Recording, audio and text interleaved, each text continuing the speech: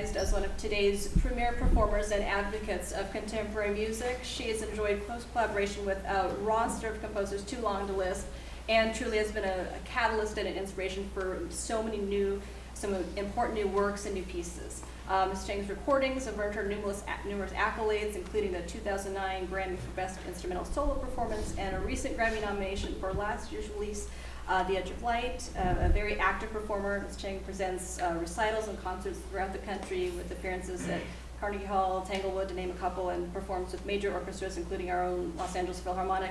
Ms. Chang is a central figure in the Los Angeles music scene, so it's a great honor to have her with us here at Campbell Hall this evening. So please give a warm welcome for Ms. Chang.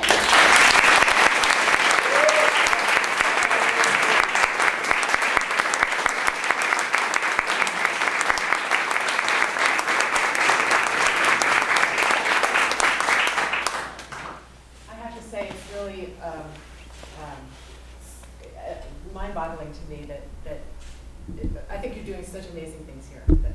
Just to listen to these young students who are embracing so many diverse contemporary musical languages with such ease is really remarkable. So I really applaud Campbell Hall and the Whitings and everything that you're doing here. It's really wonderful that you're getting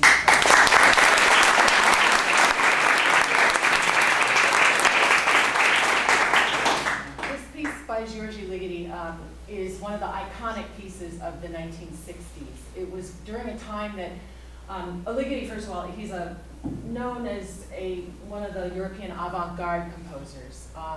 He suffered a lot during World War II.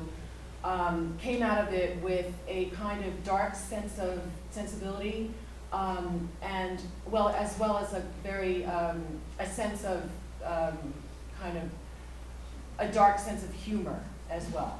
So in writing for this antiquated instrument, he wrote an extremely modern take on what eventually became minimalism, but it's a different kind of minimalism than what you heard in Philip Glass's piece. It's not melodically and harmonically based. This is the kind of minimalism where you will hear just a texture, a kind of almost like a white-on-white kind of texture, inside of which you're going to hear very, very subtle changes happening. So you will not hear pulse as you did, and you will not hear harmony. It's a kind of a different, but he was very aware of the developments going on in minimalism in the US, and that was what inspired him.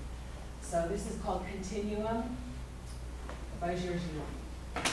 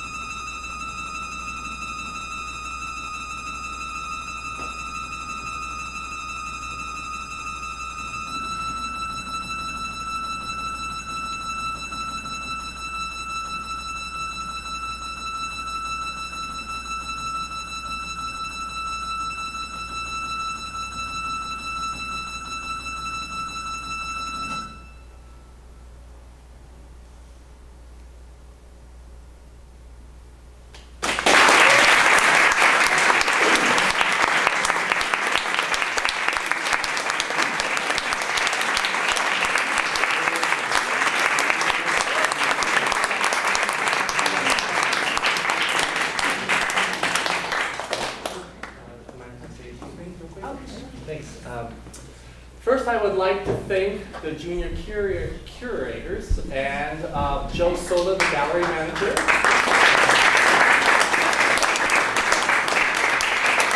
And also the entire visual arts department for helping collaborate this wonderful evening. It's really been a joy for me. Okay.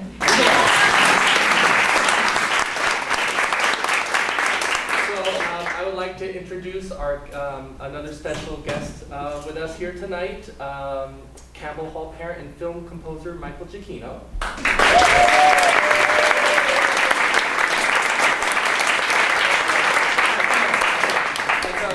Michael's going to say a little bit about the piece that's going to be performed tonight. If those of you who don't know, Michael's a really well-known film composer with scores from Up and Star Trek and Lost and a bunch of Grammys and Oscar and Emmy and all these wonderful things. But most importantly, a wonderful Campbell Hall parent and community member, and it's great to have you here.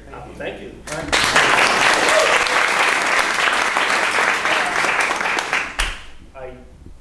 Underdressed, I see, and what I want to say, it's just an honor to be here with such amazing musicians. The students just blew me away. You guys are so great, and I've seen some of you play before, but tonight I saw some stuff that I just really blew my mind. So I just want to say congratulations, amazing, amazing work. I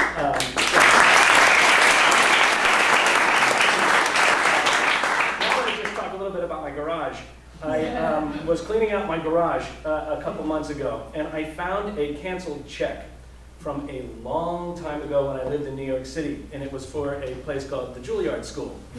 And those of you who write checks or used to write checks, you'll know that there's a little spot for a memo on the bottom. And as I'm throwing out all this stuff, I come across this check, and in the memo I wrote, "This had better be worth it." Because I was spending probably more money than I ever, it was just a lot for me. And I remember as a kid, when I was taking piano lessons, I was teaching my teacher, Mr. Coletti. He lived down the street, so I'd run down to his place to take lessons, and he would teach me all of this stuff, the normal things that you have in piano class, all these things that I would have to practice, and I hated practicing. I was the worst student on the planet. And at some point I said to him, I don't want to do this anymore. He's like, "Well, what is it you want to do?" I said, "I want to understand, what is this?" And I played the melody to Star Wars, just the melody. And I was like, what happens underneath that melody? What goes on underneath that, And he goes, "Oh, you're talking about theory." And I was like, "What's theory? What is that?" Because when you're learning just piano, you're learning notes and reading. And I didn't understand what was supporting the melody. And he goes, "Well, let me show you." He goes, "This is a C chord, and then it goes up to an F, and here's how you do C chords, and here's an easy way to remember chords and triads and all of this." And I remember my head exploded. I was like, that's all I wanted to know all these years. That's all I wanted to know. Flash forward years later, I end up at Juilliard, and all I want to do is write melodic music.